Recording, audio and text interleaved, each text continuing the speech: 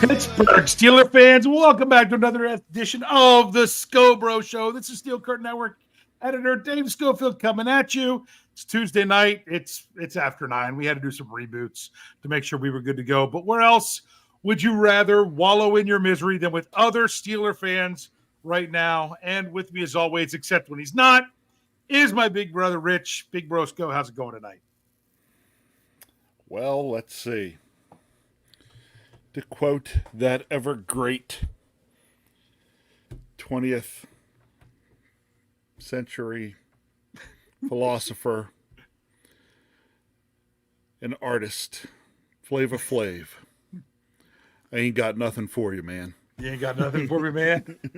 I ain't got nothing for you, man. I ain't got nothing for you, man. I ain't got nothing for you, man. Yeah. Look, and you know, I'm going to say there's crap loads to talk about. I know. But I'm going to start off by saying, Dave, thank you for taking care of the knee-jerk reaction for me, and thank you then for not making me have to sit through that. I at least was seeing some really, really good high school and junior college basketball games that I was announcing. So it's fantastic stuff. Nothing like seeing nationally ranked high school teams. Yeah, that's always pretty cool to do. It was a lot of fun. Yeah, I mean, I'm not going to miss a snap. I'm not going to, because it's what I do. I mean, even if I wasn't doing it for this job, I still wouldn't want to miss a snap. But I'll tell you this. I'll share it with our audience, since I didn't share it on the post-game show. I don't know if people noticed in the post-game show. For the first time all season, I was on after a game, and I was not wearing my Cam Hayward jersey. I don't know if anyone noticed. I did. I was also not wearing. It looked dark, but it wasn't a black shirt. It was actually forest green. Was it a Christmas shirt? I'm trying to remember what you had on, but I knew it was green. It was okay. You know why? I'm like, it's a Saturday. I'm so tired of getting in my Steelers gear to watch the Steelers just disappoint me again. Last Sunday, things went well for the Steelers, even though they weren't playing, when I just stayed in my Christmas PJs. You know what? For the whole game, other than my big old terrible towel, and even the post game, I stayed in my Christmas PJs. I did. That's the first time I haven't worn. I mean, I wore a Steelers hat, but it's the first time I haven't gone all out in Steelers gear at home. It just didn't. I wasn't excitable because I felt like this team was just going to let me down again in Indy. And you know what? It sucks being right whenever you're negative. When you're like, oh, this team can't do anything, and then you're right. You don't want to be right. You really don't. And for the people that take joy in being right that things were bad, like they said it was going to be, whatever. I don't get that. But it's just, I feel towards the Steelers right now different than I have in a very long time. I feel towards the Steelers how I almost feel like the Steelers are towards football right now. And I think that word is indifferent. Yes, and I was going to say more in layman terms. Yeah. I mean, it was just, it's like, all right, I'm going to watch the game. I'll probably watch the game with our father, who will be here to do Christmas. He'll be coming just before game time. And he told me that could end up being the worst part of the trip. He told me that today. It's the Steelers game. And especially the two of you to sit out having to watch the Steelers. But when it's not going well for the Steelers, you know how it is watching with Dad. You know how it is. Gee whiz, I know how it is when it's going good watching with Dad. I know. That's what I'm saying. It's just we're kind of wallowing in our misery right now, Steelers fans, because for the first time in I don't know how long, the Steelers are not mathematically eliminated from the playoffs. They're not. They aren't. What do they need to do to make the playoffs? Do you want to know the truth? I don't know. Playoffs? I'm the numbers guy. I'm always on playoffs. You kidding exactly. me? Playoffs? Exactly. But the thing is, I'm usually the one who's on top of this for people to ask. Everyone at Steel Curtain Network saying, all right, Dave, so what needs to happen, blah, blah, blah. And I usually have that. this is a team that's not on that path. They're not on that path. That's not their trajectory. So it's let me just say this: an exercise in futility. Let's put the Steelers playoff scenario again. I'll put it in layman's terms. Ready? Yeah. Or as simple as I can. Win out. Yeah. Get help. There you go. That's what has to happen. I'm so tired of that being what the Steelers have to do, because you know what? Even a week ago, even after dropping back-to-back games to two-win teams, they didn't even have to do it without help. But my thing is, I'm not even looking at that to get the help, because this team is not a team that's set up to win out. I mean, honestly, if you look at their last 6 games of the season, look at the final 6. They've played 3. They got 3 left to go. They just had the easiest 3. Oh, after they lost the second one, I said the Steelers will lose out. And I still expect that to end up being the case. Yeah. I do not expect the Steelers to win another game. They will finish 7-10, and Mike Tomlin will get his first losing season, and then we can quit talking about that. I mean, because people think that matters to Tomlin, and it does not. People think that matters to the front. It doesn't. It matters to the people who talk about the Steelers, but not even all of them, because it doesn't matter to me. It really doesn't. You know, if he goes 9-8, 9-8, that's, I mean, I'd be fine if he went hold on, I got to make sure I'm doing this right. 13-4 after going 5-12. Go 5-12 and then 13-4. It's still the same winning percentage over a 2-year span. I don't care that one was a winning season, one was I'd rather have higher highs than just in the middle. But I want to bring up something. Okay, Richard says this. He says, do you really want them to make the playoffs to only lose? My answer is yes. If somehow the Pittsburgh Steelers can make the playoffs, well, first of all, the only way they have a chance is they got to win the rest of their games. If they win the rest of their games, then it means they've actually got their crap together. I'm not expecting them to do that. This team is in too much disarray to do that. But let's say they did and they made the playoff. Even if they just lose, that's an invaluable experience for young players that have never been there. And that could feed into the next year. I'm not looking for him to do it. I don't think it's going to happen. But it's not just, I don't want it to not happen just because they lose. To me, that's a weak fan narrative. Don't be a weak fan. Oh, they're just going to lose. I don't want to go. That's being a weak fan. Because playoff experience is playoff experience. Even if you get your doors blown off, it could be the experience of, you see what you have to be able to do in the playoffs. It's a whole different ball game. You just learned a bad lesson. And how many times have the Steelers learned a lesson in the regular season by a big loss more than they would have a tight loss? It's still there. Yeah. But not recently, not lately.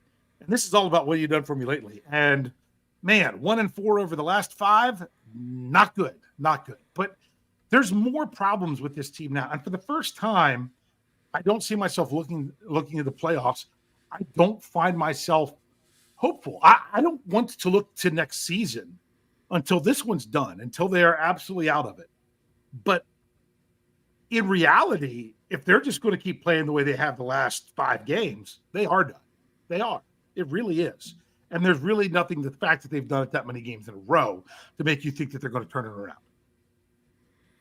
Yeah, that's the biggest thing, is you just haven't seen it. And, you got things, you look at the team and you say, hey, the team, well, you and I have talked about it a little bit, that we kept waiting to see changes and improvement. Like, we were like, hey, the Steelers, they were finding ways to win games early on. And you're like, well, good, maybe this holds on until they kind of get things together like last year and get rolling later in the year. And they just never got it together and got rolling. And what happens is, the Steelers had figured out some ways to win some of those close games early in the year, which was something that they didn't do last year. And you thought, well, if they can get it together, they could take off and go. The problem is the Steelers are still trying to win games those same ways, and you just can't depend on that week in and week out. And we've talked about that before, that, they weren't going to be able to rely on winning games the way they were winning them early in the season. So now we're at a point where it's like, okay, they needed something else, and they never got something else. Yeah, and it really is, people are saying, well, I mean, if this team was a good team, I agree with you. But you want to know what? A team can be a good team to a bad team from week to week. I mean, my goodness, Miami Dolphins team that lost to the Titans, not a good team. Yeah. The next week, they put up 30 on a really good Jets defense and hold them scoreless. Good team. Look at Buffalo at times where they've looked bad, and then look how good they looked at other times. So The thing is, it can change throughout a season, and the Steelers are in a stretch where they are a very bad team. Arguably one of, if not the worst team in the NFL over the last 5 games. You could make the argument. I don't want to. That's why I'm not going to dig into it to defend it. But people could make that argument, and I would not disagree with them. So the thing is, that's why I kept saying, leave yourself in a situation to where you could get it figured out at the end of the year to roll into the playoffs. Last week was the week they needed to do that. And the thing is, the title of this episode is The Fragility of the 2023 Pittsburgh Steelers. Did we talk about this last year, about how fragile everything was with the Steelers? Did we kind of talk about it maybe the year before? It seems like we've been talking about it a good bit, but there's so many things that went right for the Steelers early on in the season. Now, you could say, but wait a second, there were things that went wrong still. Yeah, they were without Deontay Johnson. They were without Cam Hayward. They had, they were without Minka with the strip for a stretch earlier in the season. They were without Muth and various for a while. things. What's that? Muth. Yeah, fair Muth for a while. They missed some players and stuff like that.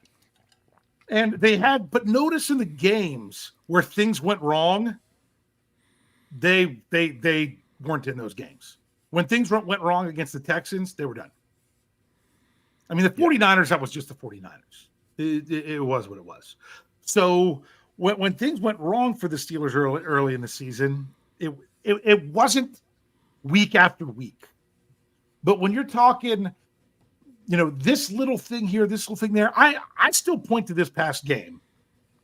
And there were 2 plays that really changed everything. I mean, they started to pull me in. The Steelers did this past game when they went up 13-0 a minute into the second quarter. And I'm that didn't. No, I'm keeping tabs on the game while I'm announcing. Okay, as is one of the folks run the clock that works for me was there run the clock as well.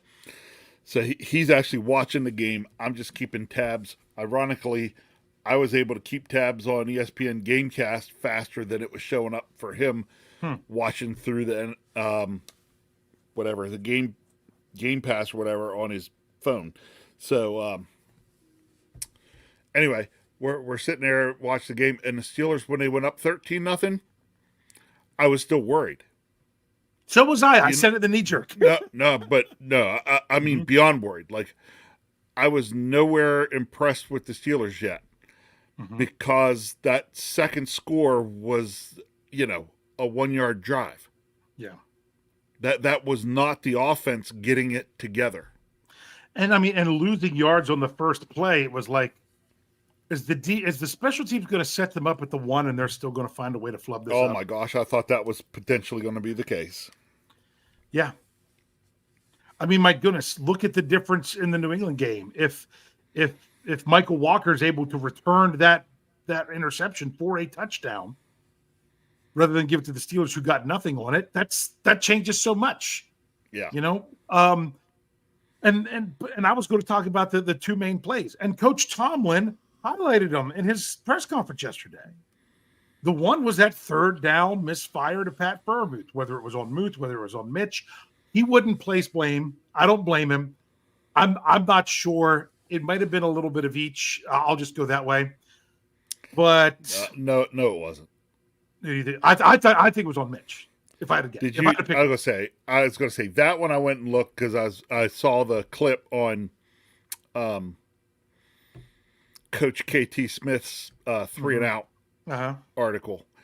When you look at Mitch is throwing the ball, falling back, off the back foot and everything. And when he does that, that ball goes high. That was a miss, in my opinion. Yeah. Could there have been a little bit of miscommunication there? Maybe. Yes. But that was third down. That was less than a minute left in the game. That converts it. If nothing else, that keeps the Steelers from giving the ball back. But maybe they move it to get some points. Maybe they don't. If they don't, then you're talking 13 to 7. But instead, they give it back and give up a touchdown in 3 plays. Technically 4, but one was a no play. And it was a 26-yard penalty. So that was huge. And then you do get the 3 and out to start the second half, and you fumble the ball away on the very first play. Oh, just to then give up a touchdown on the very next play. That's just. But the thing is that the Steelers had their opportunity to grab that game by the cojones, if you know what I mean, and say, "This is ours. You're not getting away," and they didn't.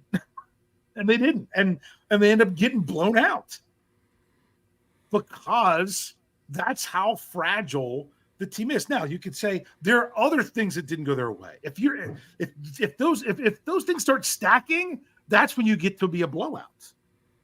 You stack the back-to-back losing plays of losing safeties on top of those couple plays where the offense doesn't execute. Boom, you're losing a game by 17 points. Yep. Because it's fragile. It's fragile just because everything the Steelers are doing is not good enough. The players aren't good enough. Their effort's not enough. The coaching's not enough. Everything is not enough. And it makes it fragile.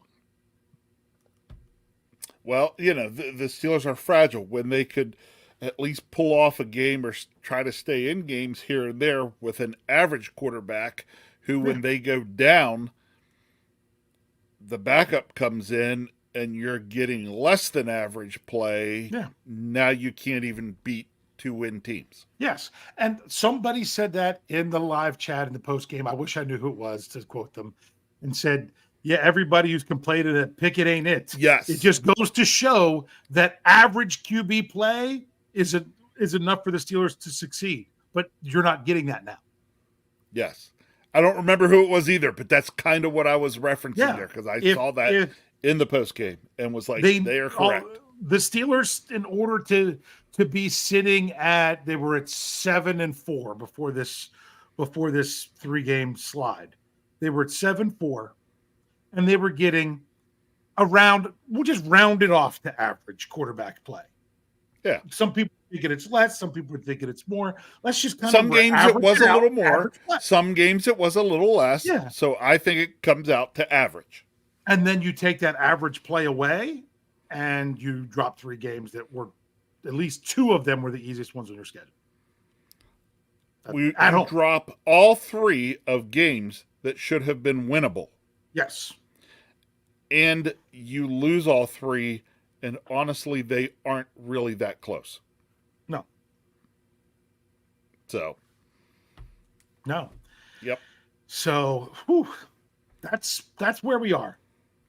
And of course, then that means other things start to fall apart.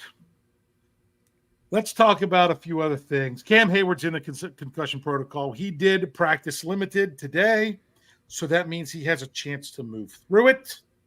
We'll see if he actually does. Kenny Pickett came back to practice today, but the word was he was getting QB4 reps. He was stepping in after the other 3 were getting their stuff just to get some work in. He was limited. I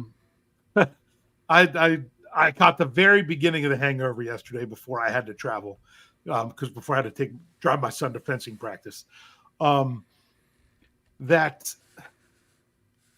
Wouldn't it be just another slap in the face to Mason Rudolph for the week that they announce him that he's going to start the week as the starter, to actually have Kenny Pickett progress and come back and play the game.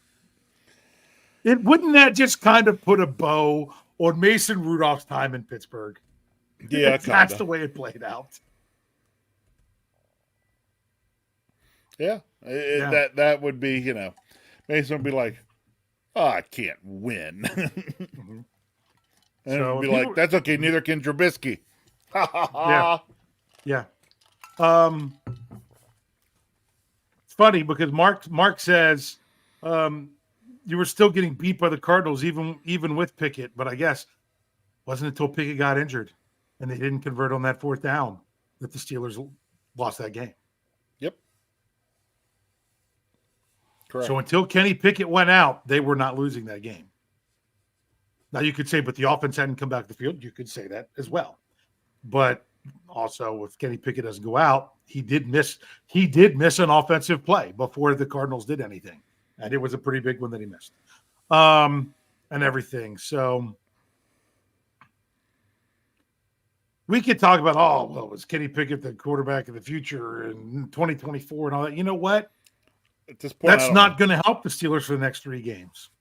No. And what I want to see from the Steelers of the next 3 games more than anything is I want to see them do something to build on. Something to build on. For the first time in a long time, though, I'm not anticipating that. I'm not either. Typically, I do. But I've just got too much feeling that this team has quit. No, and the thing is, I feel a lot like not all the players have quit. Yeah. But it takes a lot. But I feel like I did at this time of the season in 2020 when the wheels were starting to fall off after the hot start. But at least there I had some hope that I'm like, you can find what you had before because the Steelers weren't just getting by and a fragile team. I mean, when they went to face Tennessee finally, but those 2 teams were 2 of the better teams in the NFL, and the Steelers trounced them, if I'm remembering the right year. I'm not sure if you're remembering the right year or not. I don't know if I can or not. I don't know if it was Tennessee in 2020, but it was somewhere in there. But there was someone early of a team that they were supposed to, lose to, and they did well. So you felt like there was something there that you could try to grab a hold of. Is there really anything from earlier this season other than just finding a way to win and just get by that you can that you can hearken back to, that the Steelers, if only you could call on what you had at this point of the season this past year? They don't really have that. No. They don't. No, the only thing, honestly, the only thing I can really hang my hat on right now for this year is honestly 2 players, and that would be TJ Watt and Alex Highsmith. Mm-hmm. That's it. Yeah. And some people would argue about Highsmith.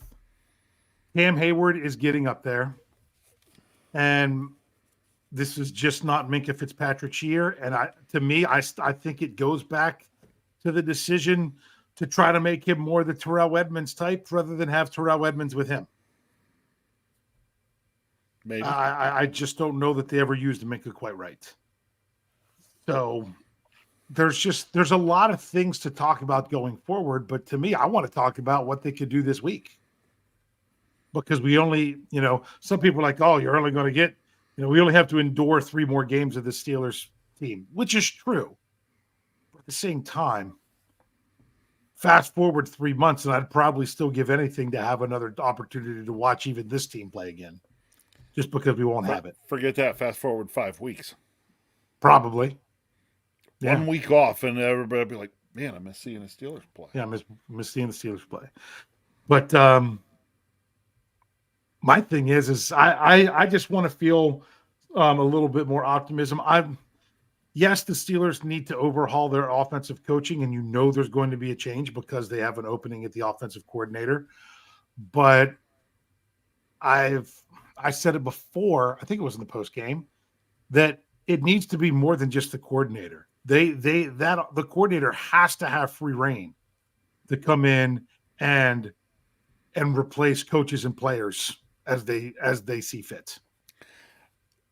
Yeah, I don't even want to start that conversation because that's a conversation I really, really, really want to get into, but I want to wait till the Steelers. Exactly, that's the thing. So because like I'm not laying my hope on that yet. Right, I've got some I already have thoughts and things on all that. Not ready to talk about that yet. Yeah. Let's actually let the season finish, and we'll have plenty of time then to talk about all that. And I've got lots of thoughts and feelings on some things in there. As do I. Yeah. So, and I'm sure we will get into those. But right now I guess you know what? No, I think we should break. Okay. And then I have a question I want to ask you. But I think I had a good one for you too. But I'll let you go first. Okay, but let's break because it's kind of a little bit of a shift of gears from what we've been talking about. Okay, good. And because there's still some other things, even some bad things that we can't just ignore that we'll have to talk about. So we'll take our break.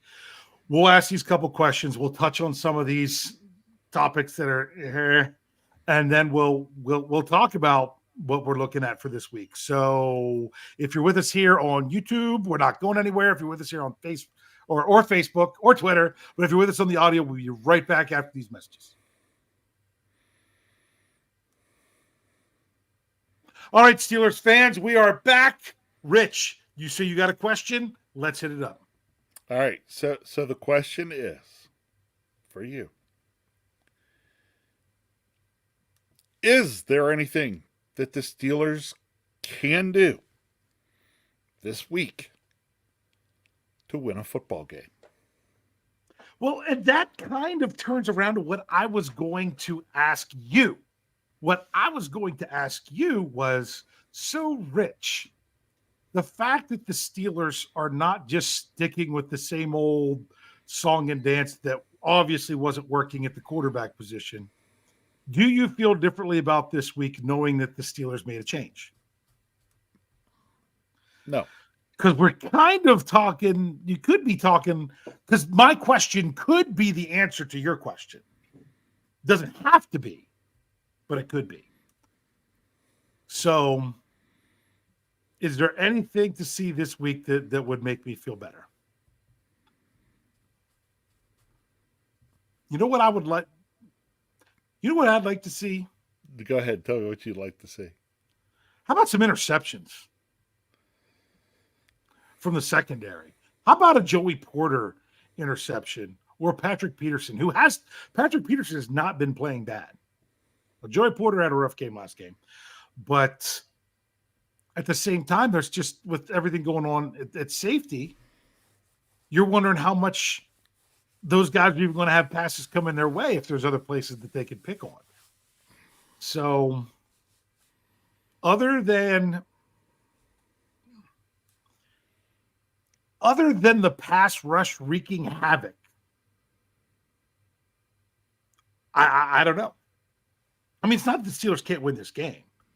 I mean, if the pass rush wreaks havoc to where the Bengals offense can't do anything, if they even get some takeaways, possibly even a score, could they win it? Yeah. But that's a tough way to bank on a football game to win it.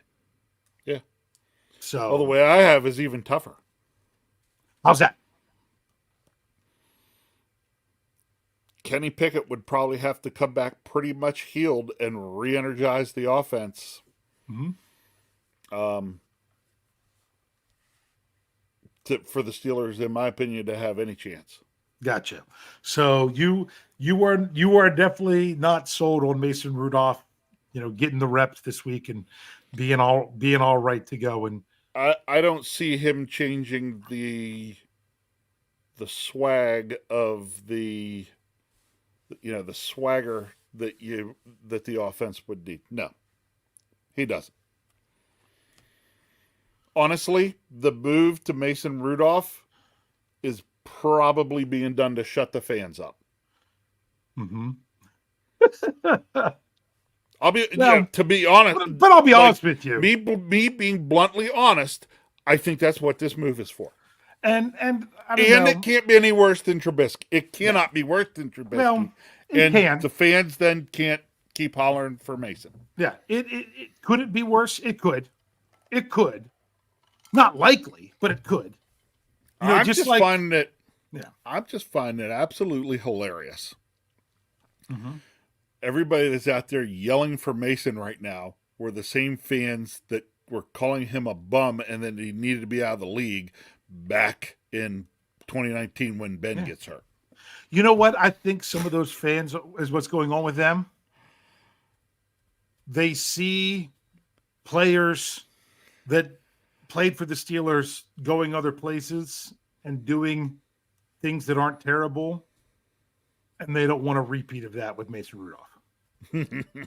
Honestly. Maybe. But then at the same time, look at how many people were maybe not on this show, but in other shows, in the live chat screaming, oh, look at the Steelers, the dumb move they made to not keep Josh Dobbs. Look at how he's tearing it up. Okay, he was the third QB last week because he comes in, he gives you that spark, but it fades. Yep. You know? So, but I mean, you also got to look at, you know, James Conner running well against Steelers, but like I said, almost half his yards were on that last drive. So, but I think that's part of it. So, some people are, the best player is the one that you can't critique what they're doing in some fans' mind because they believe they're going to be out there getting the job done. I wanted the Steelers to draft Mason Rudolph when they did. I actually wanted them to take him. If they would have taken him in the first round, I wouldn't have complained. Thought they'd take him in the second round. So then they took him in the third round. And it's only because of, you know, that was really before I was diving into a lot of draft stuff. And just what I heard is I thought maybe he could be something. But it's just a lot of stuff didn't go his way. It would be really nice for him to play well. Oh yeah. But I really don't want to see it for him personally after Correct. everything else, after what happened in 2019, after the helmet, after having to come in. It's funny because I think Bob Labriola said that Ben Roethlisberger ended up with a concussion before the Lions game. No, it was COVID when he came in that game, and it was the tie, which was, you're like, he couldn't even beat the Lions. Well, but he wasn't the guy that fumbled the ball. You know, two different receivers fumbling the ball when he's moving them down to win a game. Granted, he didn't play great, but it would be really nice for him to put up a good performance. I'm just not banking on it. Yeah, it's not that he can't. Right. It's just I don't even trust the pieces around him. Well, that's the thing. How good is he going to be if receivers aren't running good routes? If the offensive line isn't run blocking or pass blocking well? Yeah. You know, it's the like offensive line, that might have been their worst game of the season. Oh, that was not real pretty. Yeah. They were not good. It's just they seem in a funk. It seems more than just their ability to play. And I can't remember who I said this to. For all I know, you and I have a confession to make. Normally we don't talk from game until the show. We actually talked for a little bit this time because someone showed up Christmas caroling at my house this weekend as he was passing through. Didn't even tell me he was coming. I just thought it would be funny. And my youngest son loved it. And actually, your youngest son is really the reason I stopped. Yep. So I can't remember if I said this to you, if I said it on the show, if I said it on the phone to my father. I'm trying to remember, and now I can't even remember what it was I was talking about to say what it was I was saying. But now I got it again. It's almost like this offense believed that Matt Canada was all their problems. And Matt Canada was gone, and they put up 400 yards, and here we are. We're good. We could now put it in overdrive. Okay. Read this from Tyler. You started talking, and I'd already read this and thought it was great. Oh, he said the players realized that they're the problem, not Canada. Tomlin called their bluff. In other words, it just, I mean, first of all, it just sucks because it's still the same system because you can't replace the system. That's one. Too much. Two, we said it last year when people wanted Canada to be fired midseason that it's not like Mike Sullivan is a great play caller with what he's done before. So it's not like you're going to be better. I just thought, sometimes you just gotta cut loose what's dragging you down. Even if what you have isn't all that much better, the one thing that's just bringing down the energy has to go. And that's what the Steelers did. And they had a little bit of energy for a game. And then I think they believed that, everything that made us not superstars is gone. Matt Canada has been I think individually, yes, a number of players thought Matt Canada has been holding me back. Now there's no Matt Canada holding them back. Now they're still not all that great. Yep. And now they're getting mad. And they're claiming that they can't block downfield because they don't want to get rolled up on and hurt. That's just one example. That's not the only one. No, but I mean, that's the monkey in the room. We kind of the monkey in the room, or the monkey on your back. I didn't say it right. The what is it? The elephant in the room. I'm getting my I'm getting my animals crossed. Elephant in the room. Okay. Dave. I know. It's just one of those nights. It's Dave, the elephant in the room. But what do you get when you cross a rhinoceros and an elephant? Oh, I know. Or maybe I don't. Okay. That would I know. That's right. Anyway, oh brother. Bottom line, let's talk about George Pickens because I know people were talking about it earlier, Yep. and we can't just gloss over it. No, we can't. Oh my goodness. Didn't want to continue his block downfield because he didn't want to get rolled up on and hurt. On a play that I don't know. There's so many other ways you can take this to say. So in other words, what you're saying, George, is you're not good enough at blocking anyway, that it's what you're doing to help on that play isn't actually going to be helpful enough to be worth the risk of not having you for a different play. That's what he's saying.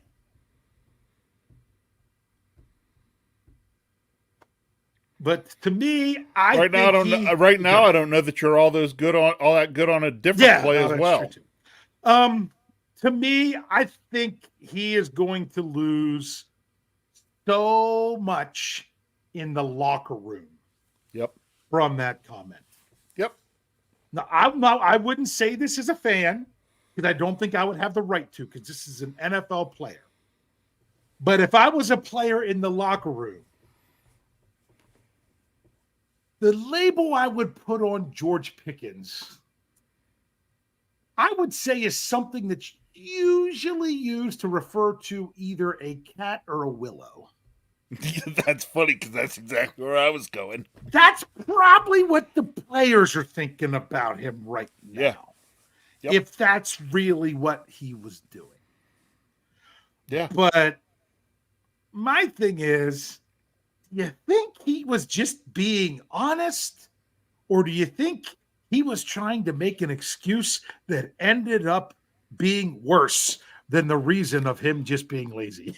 I think he was trying to make up an excuse that ended up sounding worse than if he'd just said, "Yeah, dude, I just took the play off." Yeah, I didn't realize he was. By the time he made it that far, I thought he was going to be good. Yeah. And so I eased up. Yeah, and I shouldn't have. My bad. I mean, if that's the truth. If the other thing is the truth, well, at least you want to commend him for saying it, but he's going to probably carry that label around in the locker room. So, but that creates a bit of a problem. And a lot of Steelers fans are just wanting him to be benched or done. Sorry, I can't help it. I think, don't bring it up. Don't bring it up. Don't bring it up, Rich. But we both had the same comment at the same time. Thank you, Brian. Thanks, Brian Brown. But we're not gonna bring that one up. But yeah, that's a good one.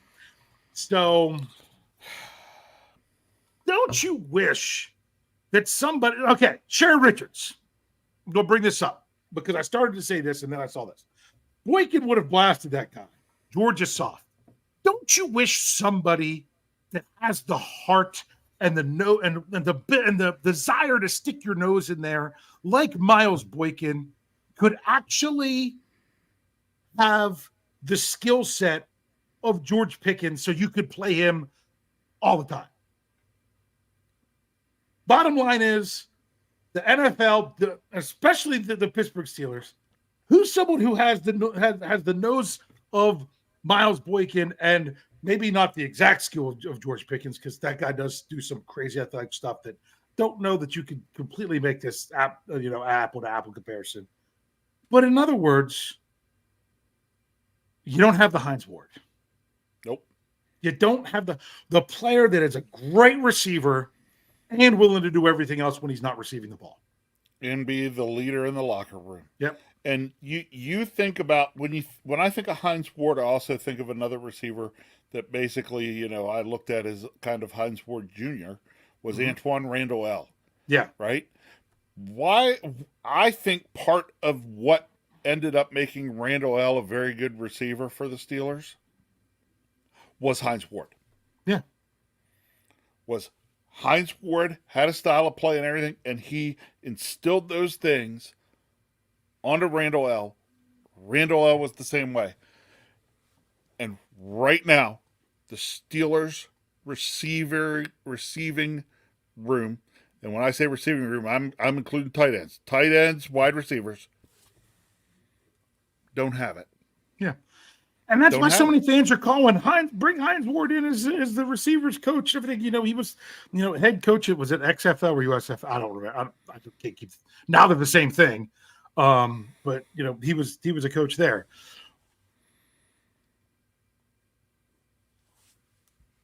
Did Dave freeze, or did I freeze? Uh-oh. Hello. I'm back. Did you talk? You're back while I was now. there. No, I couldn't figure out who was frozen. You or me? That's what I was saying at first, and then I saw my internet thing down in the corner just completely be gone. I had no internet for a while. Well, okay. Finally, they're letting me know. Now everybody's letting me know. It's Dave. It's Dave. It's Dave. Yep. Thanks, everybody. Yep. So, yeah. So I mean, don't we sound like a couple of old guys sitting around talking about the current Steelers? Back in my day. Yeah, back in my day. That's not. We just need to make the jokes what's Waldorf and the other guy? Stadler. There we go. I almost said Sandler. I knew that was wrong. Stadler and Waldorf. Stadler and Waldorf. If we could make the jokes like them, we could. Which actually is funny. I just was before you hopped on here earlier this evening. I was watching a Weezer video, the Keep Fishing Weezer video with the Muppets, and they were on at the end. Yep, because for those of you that don't know, Stadler and Waldorf, that's the two old guys that sit in the balcony. And they're throwing it. But we sound like a couple old guys like, why can't these young whippersnapper receivers on the Steelers be more like the guy back in my day? Even though back in our day wasn't all that long ago. But it really is true. It really is true. So, you want to say anything else about Pickens?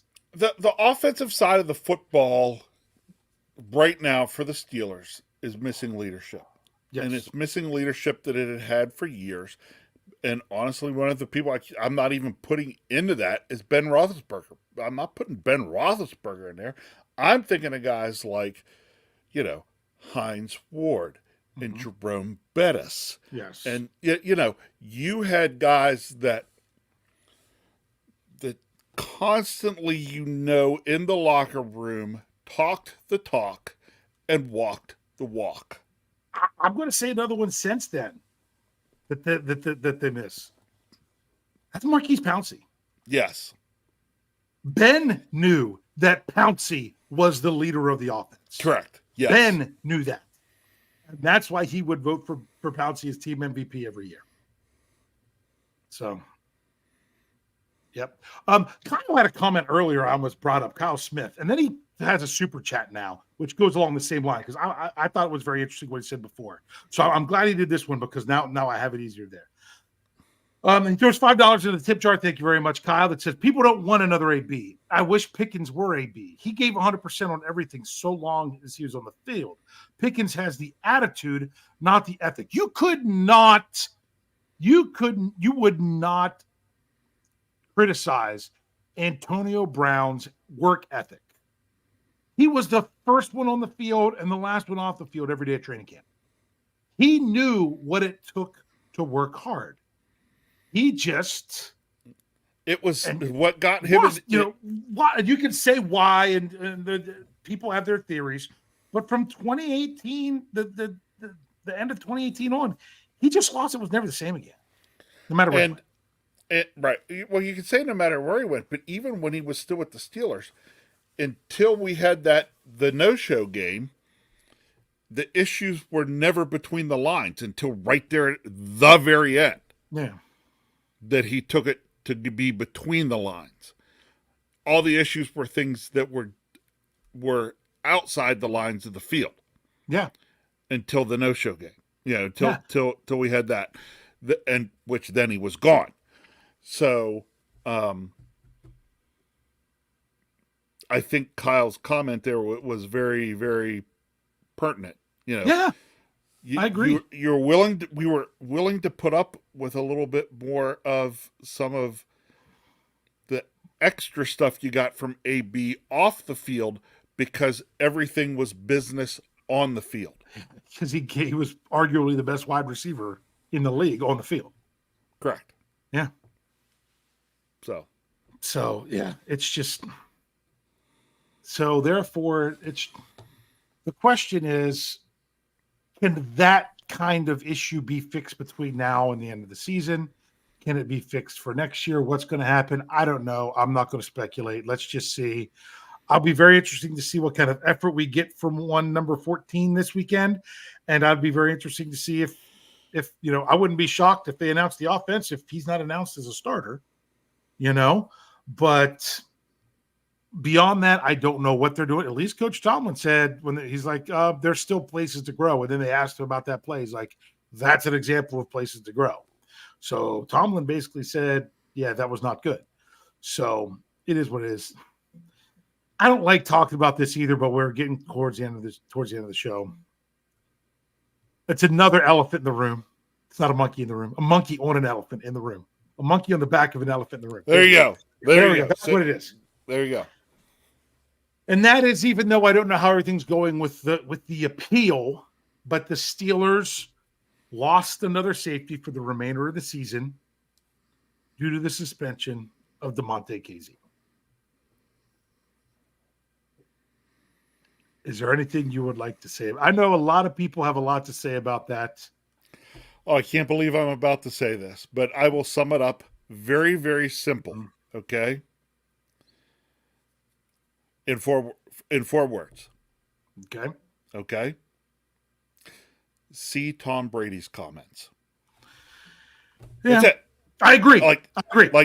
Yeah. I think you actually said that before Tom Brady said it. You put it in the Slack channel, something like that. Yeah. Yeah. I did. But I'm I've always despised Tom Brady. But there have been times, both during his career and since, where I give Tom Brady credit. Yeah. And this is one of them. You can't say he wasn't a good basically, player. what are we saying? What are we saying to safeties that they're supposed to do now? Are they supposed to just let the guy catch the ball and touch him? Wait till he's down and around, touch him? My comment, I think I threw out there, I don't remember if it's in the Slack channel or it was on the post-game shows, like, I think we should just tell all our receivers going across the middle now, just dive every time. No matter if you need to, just dive. Because there's no way they can hit you without it being a penalty. Correct. Yeah. So which is true. Dive for every ball and get the calls. Okay. Now I'm going to say this, and a lot of people are going to disagree with me.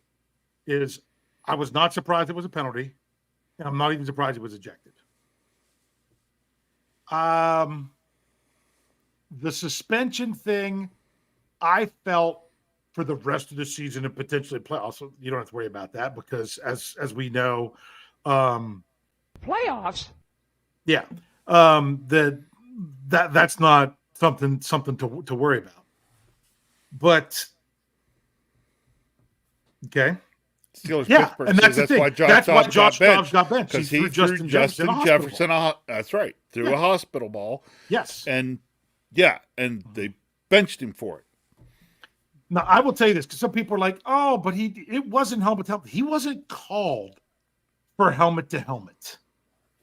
And they're like, he hit his shoulder into his shoulder, and you got to look at the other angle. And I'm not saying it was KZ's intent, and I'm not saying that he could have done anything different, but he snapped his head back far with his shoulder into his face mask. When you look at the other camera angle. I get why they threw the flag. I get probably because now, here's my question to you. Is KZ ejected and suspended if that's one of 8 1 p.m. games on Sunday? No. I wholeheartedly agree with that, your answer. That has everything to do with it being a stand-alone game on national TV. And not just on national TV. How many other times before? Not just on national TV. Yeah. On the NFL network. Yes. The NFL's network. Yes.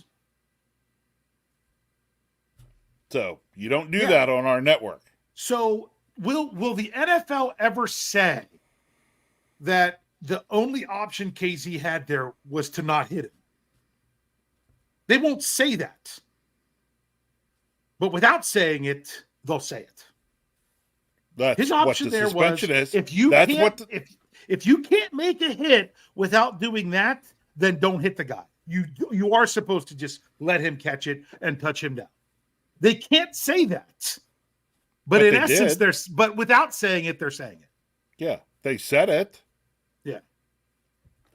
There you go. I saw this too. And yes, I actually went back and listened to Rich Eisen show yesterday, and Rich Eisen said while he was calling the game, he said he could see that hit coming a mile away.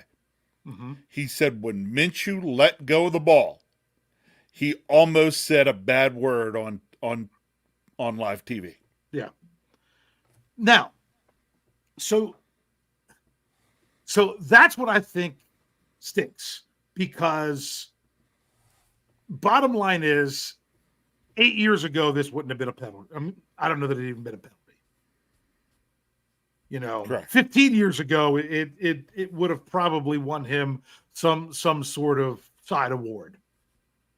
But that's the NFL today. And based on the NFL today, whether you agree with it or not, that's what is coming. Like, so many times I say stuff that I have to remind people. It's not that I agree with it. It's just the way it is. I don't agree with certain things, but I just know that it's coming. I seeing that and knowing the NFL today, he's going to get that flag and he's going to get that ejection. And yes, and the biggest thing was the way the head bent backwards when you saw it from the other angle. If he could have glanced with his shoulder off the top of his head and kind of gone a little bit more over the top of him, he probably would have still got the penalty, but not the ejection.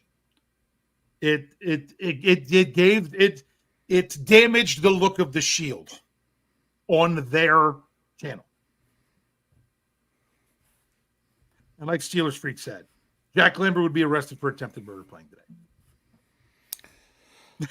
I'll tell you again, this just goes on to, well, let's see, who was I talking with? I don't even remember who it was. But just put it this way. If I did not work for the Steel Curtain Network, I would not watch much football anymore. Just because they have the league has made NFL football almost unwatchable. Yeah. To me. Okay. And here's why. Okay. I've always told you that I despise college football. And the NFL is trying to turn NFL football into college football or worse. Yeah. And I like, if I didn't do the work for Steel Curtain Network, I would have quit watching probably even Steelers games 5 or 6 weeks ago.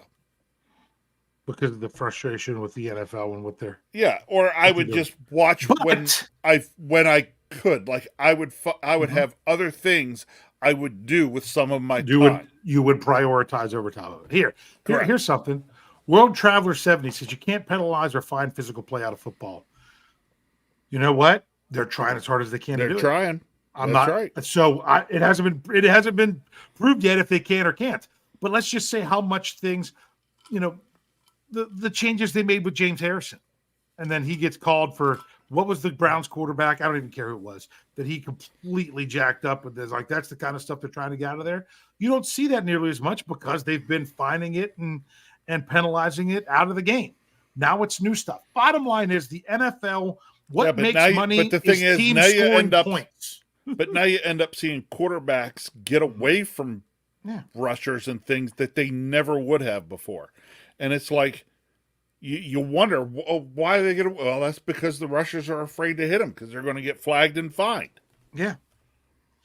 And the thing is this is what bothers me the most about everything with KZ. Like I'm saying, I'm not surprised by any of this. I'm not surprised at the suspension, the fine, people that are like, oh, that's so terrible. You could say it's terrible. I thought it was coming based on what I saw, based on what the NFL has said and what happened.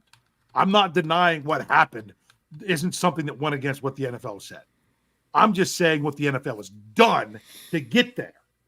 And that is, they have put all the responsibility of the safety of the offense on the defensive players. Yeah.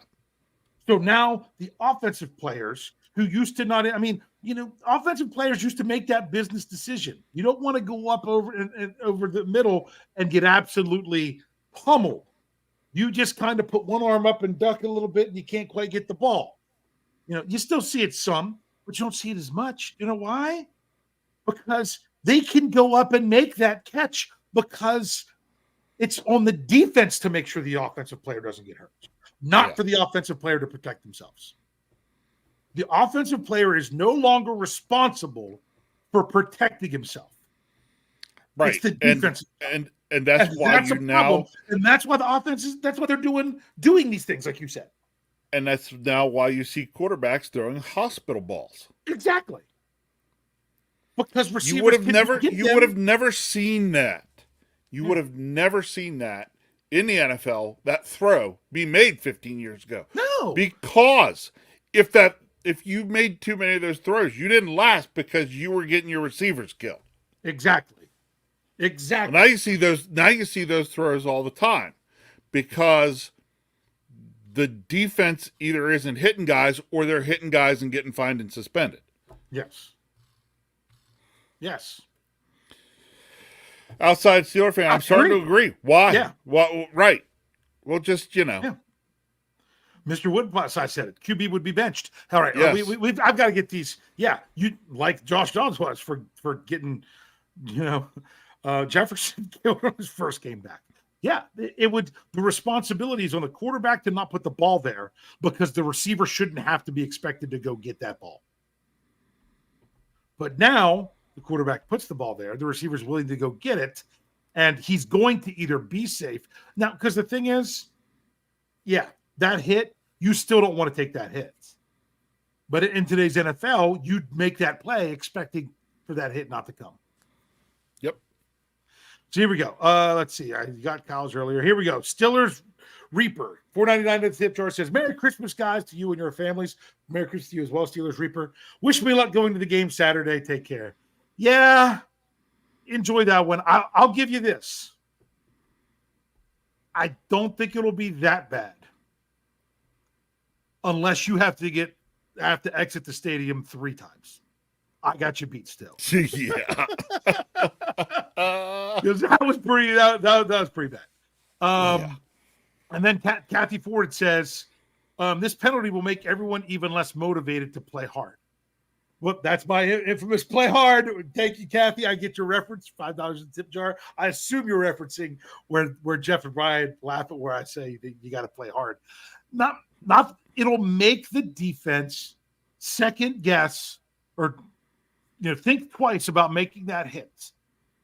And I not because they don't want to hurt the guy, but because they don't want to hurt their own livelihood with fines, suspensions without pay, and things of that nature. And it's just not worth it. I mean, Rich, you and I were at the game, KZ's first game with the Steelers in the regular season, where he came back off of IR. And that was he had to start because Minka was out, and he started last year against the Saints. Yes. There was a play to Chris Olave down the sidelines. We're looking at it from the end zone, so it was on our left side. So if you're watching it on TV, it would have been, they were moving left, it would have been the far sideline. And KZ comes over on the sideline and separates the ball from him. He got flagged for it. 15 yards, they get a first down, all the other stuff. If he doesn't do it, he catches the ball. Right. And if anything else, he made him think twice about catching that ball again.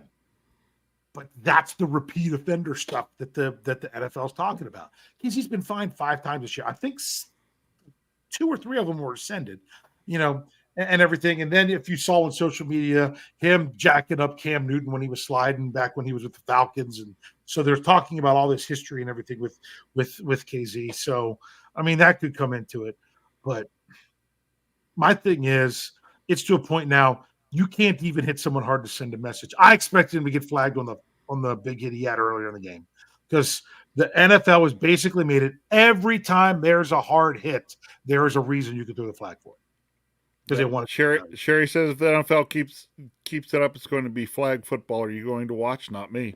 Yeah. So I mean, it's almost getting to that unwatchable point now for me, Sherry. That's what I'm talking about. That honestly, if it wasn't for the work I do for Steel Curtain Network, I would be spending more of my weekend time doing some other things and not always watching football. Yeah. So. And as Steelers Freak says, this really sums it up because this is something a point I was trying to make when I got sidetracked. He's like, NFL wants high scoring games for cash, and it'll continue to change the rules against the defense's favor. End of story. That's why it's the responsibilities on the defense to protect the offensive players. They want the offensive players running free and clear to make those graceful, wonderful catches and everything that they don't want to overturn on the sidelines when their heel comes down out of bounds, because then they can't put them on their cool highlight films. Yeah. Sorry, I had to harken back to the Rams game. And things of that nature, because that's what they're selling now. That's what they're selling. And see, but this also comes right back to George Pickens again and his attitude and his problems. He hasn't been getting the opportunity to have those highlight catches. I don't even know if George Pickens cares about touchdowns. I don't know if George Pickens cares about winning. But I tell you what, I think George Pickens cares about showing up on a highlight reel. Yep. For the right reason and not the wrong reason like he did this past week. Exactly. All right, we're way over. But I'm ready. these were issues I didn't really want to talk about, but we had to. And like I said, for people, I hope you don't give me too hard of a time that I'm like, no, I don't think the refs made the wrong call. I don't think, Well, no, they call it according to the NFL rules. Exactly. I might not care for the NFL rules, but the refs enforced what the league has told them to enforce. But again, this is where I think the referees are being micromanaged by the NFL. Yes. So many points of emphasis and everything. You know what? You can't legislate your way into safety, or to a better product on the field. Correct. And you know what? Actually, I mean, come on, think about it. When we were kids, we were playing games. Even, my goodness, how many football games did you and I play? One-on-one forever growing up, a ton. You can't. The more rules you make, the more of a chance you're going to have an argument. Well, don't let me start to bring up the fact there's Dave changing the rules in the middle of the game again. It's just easier. I mean, honestly, the less rules. I mean, that's why you put the chair there. If the ball hits the chair, it's a strike. If it doesn't, it's a ball. Exactly. It either does or it doesn't. You're not getting too fancy here or there. If the ball has to hit off this part on the house to be a double, that's just what it was. That was the more. But if you kept putting in more and adding rule on rule on rule on rule on rule, there was no way we were ever going to actually agree on that. Right. And rules that could be interpreted in different ways. You had to keep them simple. You had to keep it easy. And the NFL has done anything but that. That's correct. But they could put a chip in the ball and make it easier to measure. I mean, the chip's in the ball to figure out the spin rate for the I know. next gen stats. They could use the chip that's in the ball to figure out, if it's a first down, if it crossed the goal line, all this other stuff. But they won't do that. They would just rather make all these. No, because then they give up. But see, then technically they're giving up control. They're giving up control to a computer. Yeah. They want the officials to do things or not know where to spot the ball and call New York. Yeah.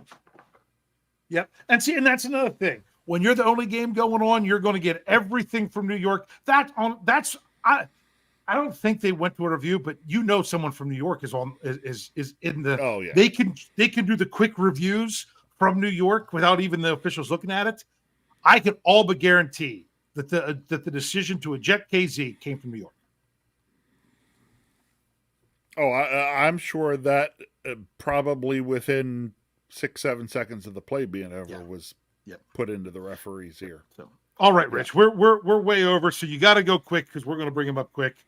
Don't even know how much we're talking so much about other things. Yes, the Steelers play on Saturday. Yes, they have a chance to turn it around. No, a lot of us are thinking that they can't. Yes, there's plenty of people that think that they can. Rich, give me your score before we then bring up everybody else's scores. Okay, no faith in the Steelers. Bengals 28, Steelers 17. 28. You think the Steelers will score 17 with Mason Rudolph? I think there's a chance, but this may actually be your defensive touchdown you were talking about earlier. Yeah. But yeah, I think there's a chance they could get to that on the Bengals, but I think they're going to give up too many. Yeah. Yep. I can see that because the defense is just now. There's probably no Jamar Chase, but you know what? I'm not banking on that. To me, it doesn't even matter who the other team has available. It really doesn't. No, Jake Browning, Joe Burrow, look, Joe Flacco. Didn't we figure out how the Steelers they're going to get beat by the running backs and the tight ends? Yeah. Honestly, I think the running. That's what's been killing them. It's the passing game to the running backs is what I think is killing them. I think that's what's going to get them. Last game they got killed in the running game too. Yeah. But yes, I agree. In the passing game, late in the game after they didn't have the lead anymore, but early on, what got the Colts the lead back was the passing game to the running backs. Get the scores. Afton, 12-17 Bengals. Still not getting it. 24-13 Steelers. He believes in Mason. Oh, Thomas. He's going big time score with his. Thomas Riley, 34 Steelers, 24 Bengals. Please tell me that was a typo and it was supposed to be 34-34. I don't know. We'll find out. I don't know. We'll find out. He gave us the tie every week. We'll see. Steeler Chick 46 has Bengals 24, Steelers 14. David Poe says, my heart says 23-9. My head says 13-30. In other words, 23-9 Steelers. His head says 13-30 Bengals. Brian Brown has 24-21 Steelers. Boz hits a 56. Let's not even talk about the decision. Yeah, let's not even get into that, because that's another one that you could use the Willow description about that decision. So Gavin Anthony says Bengals 26-17. I'm so glad they beat them once already this season because to get swept by the Bengals. The last thing I want to do is lose 2 to them. Yeah. Okay. Toby has 24-17 Bengals. George Rice has 31-9 Bengals. John Walter has Bengals 27, Steelers 9. Outside Steelers fans, okay, we'll call you crazy if you want us to, but he has the Steelers beating up 42-12 because he believes in Mason. Okay. I would love nothing more than the Mason supporters be able to shut up the Mason haters. That would be a nice touch. Plus, it would be nice to have another Steelers win. Steelers Pittsburgh has 15-13 Wizard of Boz. Maybe the Steelers can save Christmas for us. That would be nice. Or else I'll just ignore the Steelers for Christmas. Mark Tobin has 35-10. That would be the Steelers. He's like, Mason lets him rip. So that's why guaranteed win. But didn't he guarantee win last week? I think he might have guaranteed win last week too. Kathy Ford has 24-17 Bengals. Steelers Reaper's going to be there, but he still says that, I assume it's he, maybe it's she. I don't know. Says 31-6, not the Steelers. World Traveler 70 has 21-13 Bengals. Tyler W has Bengals 31, Steelers 19. Kyle Smith has 27-19 Bengals. Mr. Woodside has Steelers 24-23 and says take the over. Jeremiah Yoder has 17-14 Steelers. Frosty the Bear 31-17 Steelers. See, we got people believe him, but Frosty also said that the defense will have to score twice. Ruben Stone says 31-17 with Mason back. All right. Seth Phyllis. Is Phyllis? Yeah, okay. Says 13-48 Steelers. Mason's going to prove everybody. Mason's going to make everyone think that he's the future now. Maybe that's what that's going to be. Demetrios has Bengals 27, Steelers 13. Sherry Richards says the offense says Mitch is the problem, but it's going to be Bengals 26-24. Jamie. Is that Jamie? Jamie? I don't know.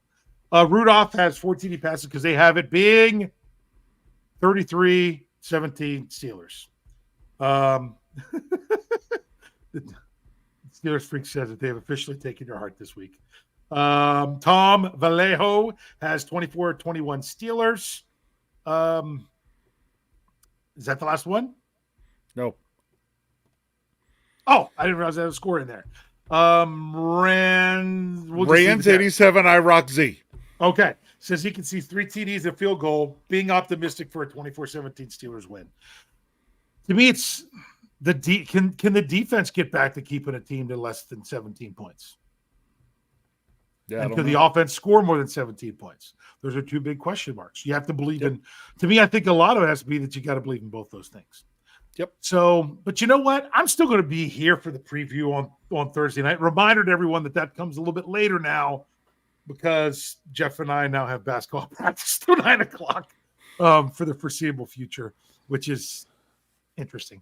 So that one will be a little bit later. Other than that, we'll have the same schedule as last week. I'll be back on the post-game show.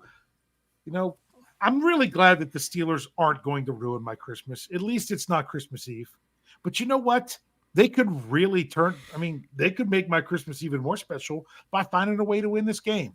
But to me, it's not even about winning this game. It's not just about winning this game. The only way I'm really going to feel better is for them to play well and win this game. And we haven't really seen that, have we? They need to not look like a bunch of Jagos out there on the field.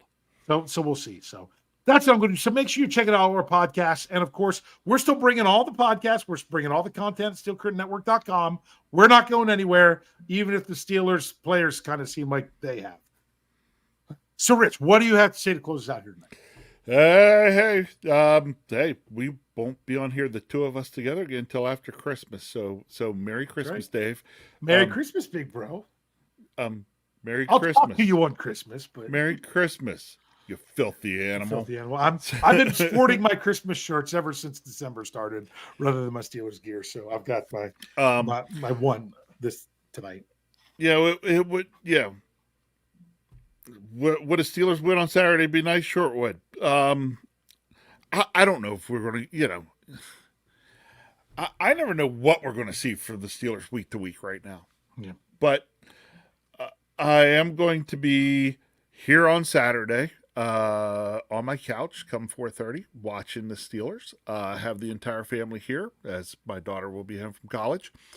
And I hope Kyle will at least watch a little bit of the game with me before he gets mad and bails. That's been his thing lately. He's just like, yeah, I can't take it. And you're jealous.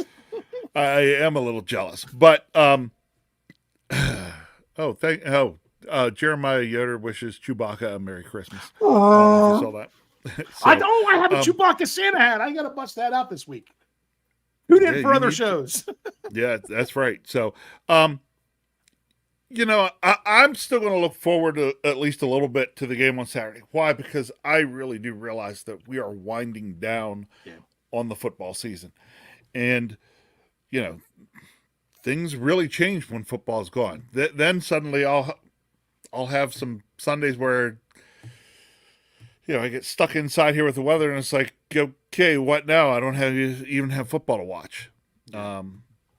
At that point in time, I just got to hope that it's been plenty cold and there's ice on the lake so I can go ice fishing. I don't know. But until then, for the next 3 weeks at least, there will be Steelers football to watch, and I will be there to watch it. Can't wait.